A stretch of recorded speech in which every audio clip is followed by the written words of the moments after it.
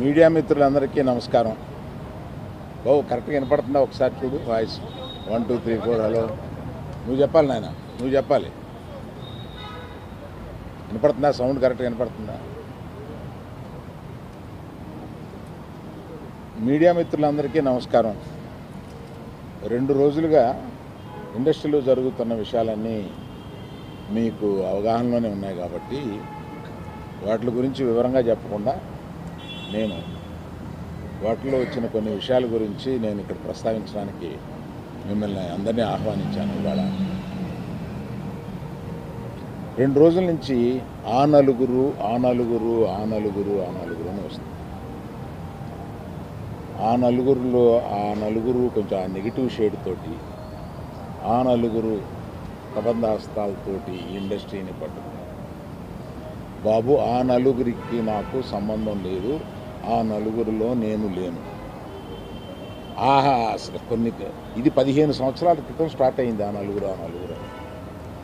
నలుగురు ఆ తర్వాత ఆ 10 అయింది. అది ఎవరు పట్టించుకోలేదు. ఓ 10 మంది దగ్గర ఉన్నాయి థియేటర్లో. నేను ఆ నలుగురు వ్యాపారంలో నేను బయటకు వచ్చేసాను. నేను లేను. కోవిడ్ ఆ టైంలోనే బయటకు వచ్చేసాను. నాకున్న అంటే ఎగ్జాంపుల్ మీరు ఇలా చెప్పొచ్చు అనుకోవచ్చు. తెలంగాణలో నాకు ఒక్క థియేటర్ కూడా లేదు ప్రస్తుతం. తెలంగాణలో నాకు ఉన్నది ఒకే ఒక థియేటరు, AAA, దానికి ఓనర్. కనుక నా దగ్గర ఒక్క థియేటర్ కూడా లీజులో లేదు. ఆంధ్రాలో కూడా అన్నీ వదిలేసుకుంటా వచ్చేసి నా దగ్గర మొత్తం 1500 థియేటర్లు ఆంధ్రాలో ఉంటే, అదే మొత్తం తెలుగు రాష్ట్రాల్లో ఉంటే నా దగ్గర 15 లోపు ఉన్నాయి. అన్నీ వదిలేసుకుంటారాగా అవి కూడా మా స్టాఫ్ తోటి లీజులు అయిపోయిన తర్వాత ఎప్పుడు లీజులు రెన్యూ చేయకండి వీటిని నేను చెప్పాను. కనుక నా దగ్గర ఆ థియేటర్లు లేవు. ఎందువల్ల నన్ను అంటే పాత అలవాటు కొద్దీ అందరూ నన్ను ఆ నలుగురులో అది ఏదో ఫోటోలు వేయడానికి మాది బాగుంటాయి కనుక అందరి పెద్దల ఫోటోలు వేస్తా, విమర్శకు బాగుంటుంది కనుక కొంచెం అలా విమర్శిస్తున్నారు. నేను దయచేసి మీడియా మిత్రులను అడిగేది ఏంటంటే, ఆ నలుగురు అని వేసేటప్పుడు నన్ను కలపకండి. నేను లేను, ఆ వ్యాపారంలో లేను. నేను అన్నీ వదిలేశాను. 1500 థియేటర్లకి 15 మాత్రమే, 15 లోపే నా దగ్గర ఉన్నాయి. అవి కూడా త్వరలో నా దగ్గర ఉండవు, వద్దని చెప్పాను. అది ప్రథమంగా మీకు అందరికీ చెప్పడం కోసం ఈ మీటింగ్ పెట్టాను. అది కాకుండా నా వృత్తి గత 50 ఏళ్ళుగా సినిమాలు తీయడం. నేను ఆ వృత్తిని నమ్ముకుని ఉన్నాను. ఇది మధ్యలో ఉన్న చిన్న అవకాశం లాంటిది ఏదో వచ్చింది, ఇది నాకు సరిపోదు అని అనుకుని నేను బయటకు వచ్చేసాను. 1వ తారీఖు నుంచి మేము థియేటర్లు మూసేస్తాం అన్న దీని మీద ఆంధ్రప్రదేశ్ మన సినిమాటోగ్రఫీ మినిస్టర్ గారు రియాక్ట్ అయిన విధం చాలా సమంజసమైందని నేను ఫీల్ అవుతున్నాను. ఎందువల్లంటే నాకు కూడా మీరు ఆన్ రికార్డ్ చెప్తున్నాను, ఈ థియేటర్లకు సంబంధించిన ఏ మీటింగ్లోనూ నేను వెళ్ళలేదు. నేను కావాలని వెళ్ళలేదు, నాకు ఇష్టం లేదు. ఈ థియేటర్కి సంబంధించి 3 మీటింగులు జరిగినాయి. 3 మీటింగ్లకి నేను వెళ్ళలేదు. వెళ్ళకపోగా మా గీతా ఫిల్మ్ డిస్ట్రిబ్యూటర్స్ని కానీ అదర్ అసోసియేటెడ్ ప్రొడ్యూసర్స్ కానీ ఎవరిని వెళ్ళొద్దు అని చెప్పాను. కారణం ఏంటంటే, థియేటర్స్ నిజంగానే స్టాండ్ అలోన్ థియేటర్స్కి చాలా కష్టాలు ఉన్నాయి. ఆ కష్టాలు ఉన్నప్పుడు అవి వచ్చి డిస్కస్ చేసుకుని ఇండస్ట్రీ పెద్దలతో ఛాంబర్ అని ఒకటి ఉంది, గిల్డ్ అని ఉంది, వీటిని అప్రోచ్ అయ్యి అందులో డిస్కస్ చేసుకుని సమస్యలు సామరస్యంగా కుదరకపోతే అప్పుడు ప్రభుత్వానికి వెళ్ళి ప్రభుత్వం చెప్పుకున్నాం. ఎక్కడో ఏదో కుదరక అన్నీ ఫెయిల్ అయినప్పుడు అయితే అన్నీ ఫెయిల్ అయినాయి కనుక మేము మూసుకుంటున్నాము, 1వ తారీఖు నుంచి మేము మూసేస్తాము అని అంటున్నారు.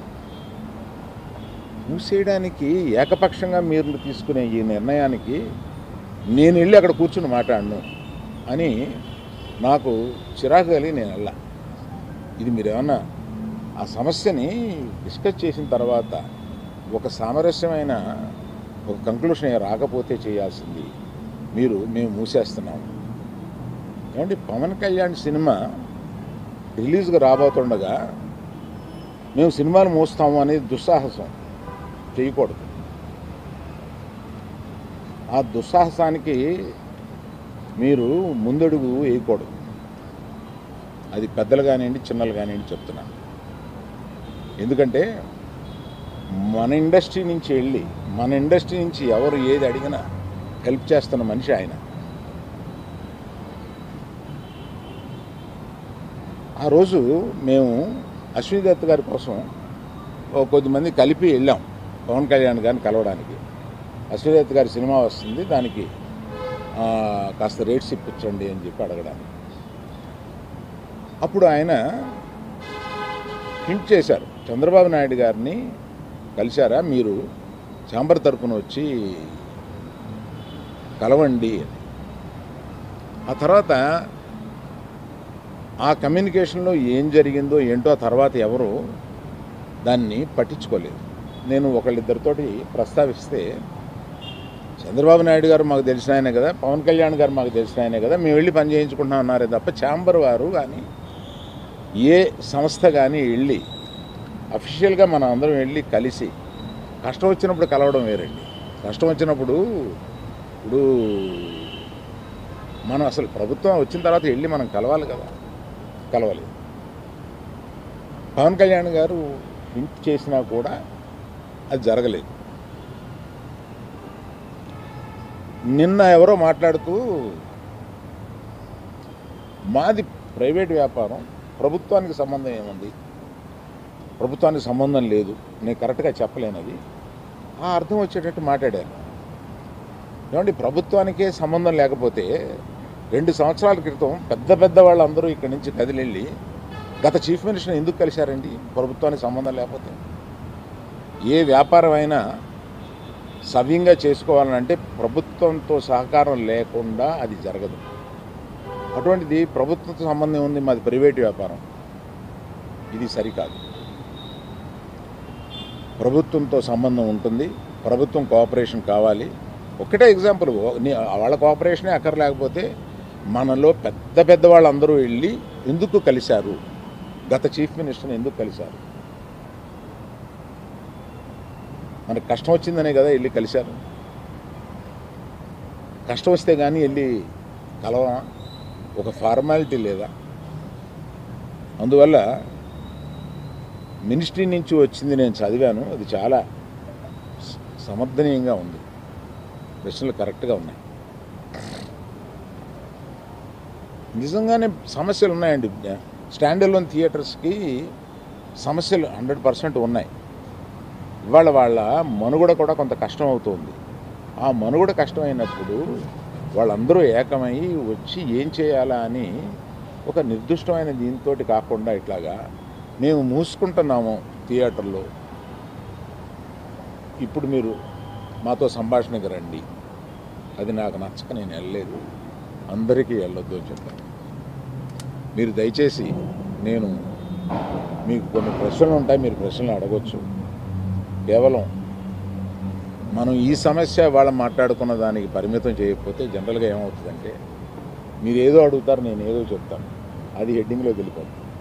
అలా కాకుండా ఇవాళ హెడ్డింగ్ 1500 థియేటర్లు ఉంటే నా దగ్గర 15 మాత్రమే ఉన్నాయి, ఆ నలుగురిలో నేను లేను.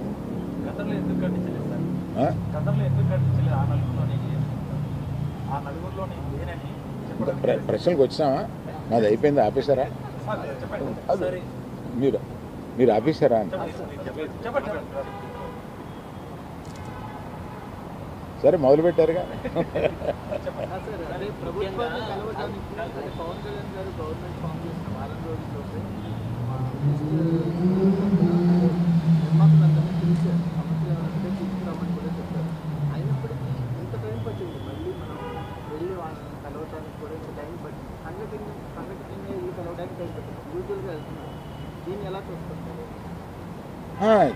ఛాంబర్ ముందుకు రావాలండి. నేను ఛాంబర్లో ఏ పొజిషన్ తీసుకోను. నేను ఎప్పుడన్నా ముఖ్యమైన సంఘటనలు ఇలాంటివి ఎప్పుడన్నా ఉన్నప్పుడు వాళ్ళు పిలుస్తూ ఉంటారు, నేను వెళ్ళి పెద్దగా నేను చెప్పాల్సింది చెప్పేసి వచ్చేస్తూ ఉంటాను. నేను రెగ్యులర్గా జరిగే సాంబర్ మీటింగ్స్కి అది వెళ్ళను. నిన్న అంటే కావాలని నిన్న పిలిచారండి. నేను నాకు మేము మూసేస్తాం, మీరు రండి మాట్లాడతాం, అది నచ్చలేదు కనుక నేను వెళ్ళలేదు.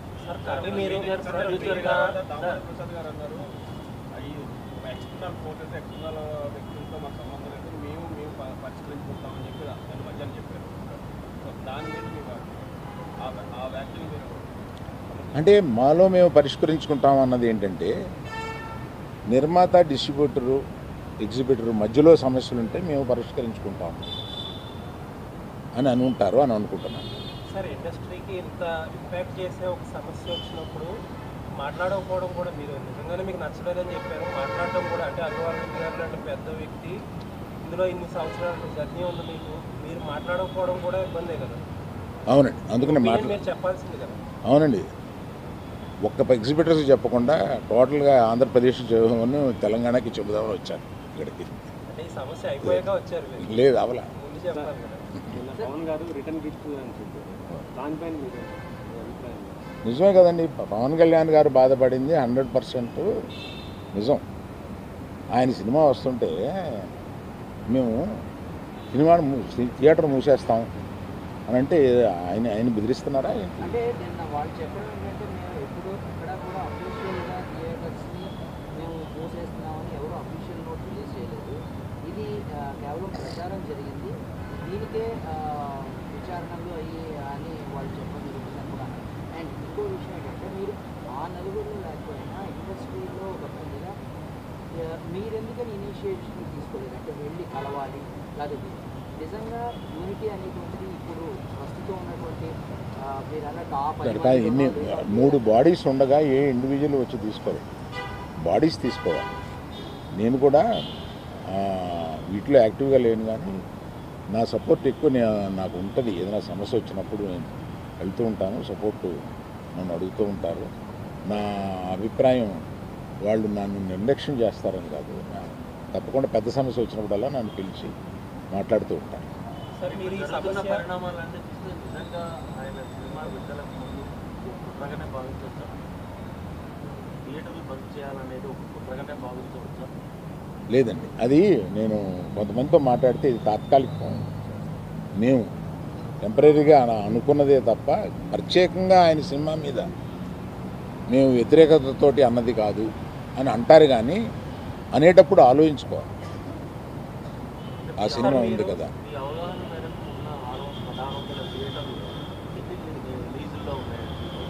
సరైన లెక్క నా దగ్గర లేదండి. లేవు, మెజారిటీ లేవండి. మెజారిటీ ఇండివిజువల్స్ దగ్గరే ఉన్నాయి.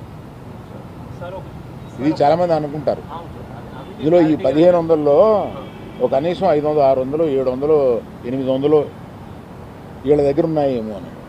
అలా లేవండి. చాలామంది ఇండిపెండెంట్ తెలంగాణలో మల్టీప్లెక్స్లు ఉన్నాయండి. మల్టీప్లెక్స్లు అన్నీ కలిపి ఓ 3 కంపెనీల దగ్గర, 4 కంపెనీల దగ్గర ఉంటాయి. మిగతా ఇండిపెండెంట్ థియేటర్లు కొంతమంది గ్రూప్స్ దగ్గర ఉన్నాయి. అది కాకుండా ఇండిపెండెంట్గా థియేటర్స్ బోల్డ్ ఉన్నాయి. గుత్తాధిపత్యం లేదు అనేది కాదండి. మీరు దయచేసి తిప్పి అడగండి. నేనేం చెప్తున్నానంటే, దాన్ని గుత్తాధిపత్యం అంటారో ఒకళ్ళకే. ఇప్పుడు ఏషియన్ ఉందండి for example, number of screens ఉన్నాయి, పార్ట్నర్షిప్, ఓనర్షిప్, లీజ్, వీటిల్లో నంబర్ ఆఫ్ మల్టీప్లెక్సెస్ ఉన్నాయి.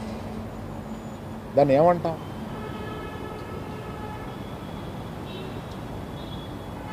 మీరేదో అడుగుతున్నారు సార్. పర్సంటేజ్ విధానం కనుక తెస్తే స్టాండ్ అలోన్ థియేటర్స్ కంటే కూడా లీజ్ ఓనర్లకు ఎక్కువ బెనిఫిట్ అవుతుంది అని ఒక టాక్ అయితే ఉంది. మీరు దానితో ఏకీభవిస్తారు? నేను ఏకీభవించట్లేదు అసలు. అప్పుడైతే థియేటర్లకి మేలు జరుగుతుందంటే అది మరి దాన్ని సపోర్ట్ చేయాల్సిందేమో. థియేటర్లకు మేలు జరుగుతుందా లేదా, మీకు కావాల్సింది ఏంటి, థియేటర్ల వారికి కావాల్సింది ఏంటి, ఇక్కడ డిస్ట్రిబ్యూటర్ అనేవాడు ఒకడు ఉన్నాడండి, అతను మర్చిపోతున్నాను. డిస్ట్రిబ్యూటర్కి ఏం కావాలో కూడా ఆలోచించాలి. నా దగ్గర నుంచి సినిమా తీసుకెళ్ళేది థియేటర్ ఓనర్ కాదు, నా దగ్గర నుంచి సినిమా తీసుకుని వెళ్ళేది ఒక డిస్ట్రిబ్యూటర్. ఆ డిస్ట్రిబ్యూటర్కి కూడా ఏం కావాలో ఆలోచించాలి. సో నిర్మాతకి ఏం కావాలి, డిస్ట్రిబ్యూటర్కి ఏం కావాలి, ఎగ్జిబ్యూటర్కి ఏం కావాలి? సార్ కాకపోతే ఒక వాదన డిస్ట్రిబ్యూటర్కి నష్టం జరిగితే ఆటోమేటిక్గా తక్కువ రేట్లు పెట్టడం కొనడం మానేయడం చేస్తారు. నిర్మాతలు ఎఫెక్ట్ అవుతారు. నిర్మాతలు ఎఫెక్ట్ అయితే ఆటోమేటిక్గా రెమ్యూనరేషన్ కూడా తగ్గుతాయని కొంతమంది అంటారు కదా. అది ఫార్ ఫెచ్డ్ థాట్. సార్ ఇప్పుడు మీరు ఆ నలుగురులో మీరు లేరు అని ఒక ఈ కూల్ డ్రింక్స్ ఇదే రేట్ ఎక్కువ ఉన్నాయి, టికెట్ రేట్ కంటే అదే ఎక్కువగా ఉంటున్నాయి కదా సార్. దాని మీద నాకు అవగాహన లేదు. మీరు ఉన్నప్పుడు ఎప్పుడైనా చూసుకుంటే ఆల్రౌండర్ పర్సంటేజ్ విధానం ఎంతవరకు కరెక్ట్ ప్రొడ్యూసర్ అదే ఛాంబర్ వారు సీరియస్గా డిస్కస్ చేస్తున్నారు కదా, ఒక నిర్ణయంలో వచ్చిన తర్వాత నేను చెప్తాను. అంటే మీకు అంటే ఎక్కువ అనుభవం సార్ మీరు చెప్పాలి. ఏపీ, తెలంగాణ, కర్ణాటకలో తప్ప మిగతా అన్ని చోట్ల కూడా ఈ పర్సంటేజ్ విధానం నడుస్తుంది అని, కేవలం ఈ మూడిట్లో మాత్రమే ఈ రెంటల్ విధానం నడుస్తుందని. ఏమండి, తెలుగులో మాత్రమే ఎందుకు గొప్ప సినిమాలు వస్తున్నాయి? దీనికి ఒక కారణం చెప్పగలం. అలాగే ఆ పరిస్థితులను బట్టే వస్తుంది తప్ప అన్నిటికీ ఓ రీజన్ ఉంటుంది. సరే ఈ డిమాండ్ ఫస్ట్ ఈస్ట్ గోదావరిలో స్టార్ట్ అయింది. మీరు ఫాలో అయ్యి ఉంటే ఫస్ట్ ఈస్ట్ గోదావరిలో స్టార్ట్ అయింది. వాళ్ళు పిలుపునిచ్చే టైంకి అసలు జూన్ 12న పవన్ కళ్యాణ్ గారి సినిమా వస్తుందని ఎవరికీ తెలియదు. అప్పటికి అనౌన్స్ కూడా చేయలేదు. వాళ్ళు ఏదో పోస్ట్ పోన్ అయ్యింది, ఏదో జరిగింది.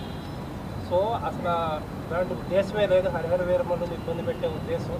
కాకపోతే ఈ పర్సంటేజ్ విధానం, ఈ థియేటర్ స్ట్రైక్ను వ్యతిరేకించే వాళ్ళు తీసుకొచ్చి పవన్ కళ్యాణ్ గారి సినిమాని ఇందులోకి లాగారు. సో దట్ ఏంటంటే పవన్ కళ్యాణ్ గారు అంటే భయపడి అదర్ పార్టీ తప్పుతుందని చెప్పి అంటారు. ఏమండి, ఒకవేళ స్ట్రైక్ చేయాలనుకుంటే తర్వాత ఇంకొకసారి అయినా చేస్తారు. పవన్ కళ్యాణ్ గారి సినిమా గురించి వెనక్కి వెళ్ళిపోయిన వాళ్ళు ఇది మూసేయాలనుకున్నప్పుడు ఇంకోసారి కూడా వెళ్ళి మూయొచ్చుగా, మూస్తారు. కానీ ఈ సమస్యను డిస్కస్ చేయకుండా ఏకపక్షంగా అలా అనడం అనేదానికి నేను వ్యతిరేకం. అందుకు నేను ఆ మీటింగ్లకు వెళ్ళలేదు. సార్ మీరు ఇప్పుడు థియేటర్స్ మీద మీకుండే సింపతి మీకుంది, మీరు ఇప్పుడే చెప్పారు. బట్ జెన్యున్ కాజ్లో సఫర్ అయ్యే వాళ్ళు కూడా ఉన్నారు ఇందులో. మొత్తం అదంతా సైడ్ ట్రాక్ అయిపోయి ఇప్పుడు మొత్తం పవన్ కళ్యాణ్ గారి చుట్టూరు, హరిహర వీరమల్లు చుట్టూరు తిరుగుతుంది. ఇన్ఫాక్ట్ ఆ ఇష్యూ లేకపోతే మీరు బయటకు వచ్చేవారు కాదేమో. దీన్ని ఎలా చూడొచ్చు అంటే మీరు చెప్పిన దాంట్లో ప్రశ్న ఏమీ లేదు, ఎలా చూడొచ్చు? అంటే ఇప్పుడు ఇష్యూ అంతా అసలు రియల్ ఇష్యూ అంతా సైడ్ ట్రాక్ అయిపోయింది. ఎవరో దాని గురించి మాట్లాడట్లేదు. ఇప్పుడు మొత్తం మాట్లాడేదంతా హరిహర. అది మీ అభిప్రాయం అయితే ఇక్కడికి వచ్చి చెప్పండి. సార్ ఆనంద్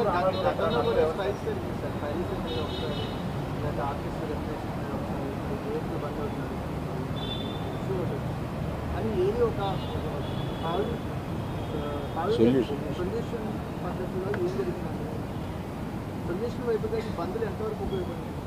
ఏమంటే ఏది సొల్యూషన్ జరగకపోతే ఏ ట్రేడ్ బాడీస్ ఇంతకాలం నిలవవు. ఇంతకాలం నిలవడానికి ట్రేడ్ బాడీస్ మన ఛాంబర్ పెట్టి 40-45 సంవత్సరాలు అవుతుందండి. ఇంకా పైన ఉందండి, నాకు కరెక్ట్గా తెలియదు.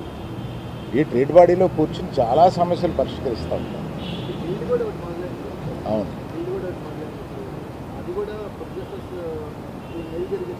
అవును. ఇప్పుడు ప్రస్తుతం గిల్డ్ వల్ల ప్రొడ్యూసర్స్కి ఎక్కువ మేలు జరుగుతుంది అని నేను అనుకుంటున్నాను. సార్ మరి భవిష్యత్తులో ఎప్పుడైనా ఇండస్ట్రీ నుంచి మరి ఏపీ గవర్నమెంట్ కలవడానికి అవునండి, దానికి నేను కూడా చాలా బాధపడుతున్నాను. జరిగే అవకాశం. థ్యాంక్ యూ అండి. సార్ ఒక లాస్ట్ క్వశ్చన్ సార్, క్యూబ్ కంపెనీలో మీకు ఏమైనా వాటాలు ఉన్నాయా సార్? క్యూ కంపెనీలో నాకు వాటా లేదు. క్యూబ్ మీ చేతుల్లో, యూఎఫ్ఓ సురేష్ బాబు గారి చేతుల్లో ఉంది. అందుకనే థియేటర్స్ కొంచెం సఫర్ అవుతున్నాయని బయట ఒక టాక్ నడుస్తుంది. యూఎఫ్ఓ సురేష్ బాబు గారి చేతిలో లేదు. క్యూబ్లో నేను పార్ట్నర్ కాదు. రైట్.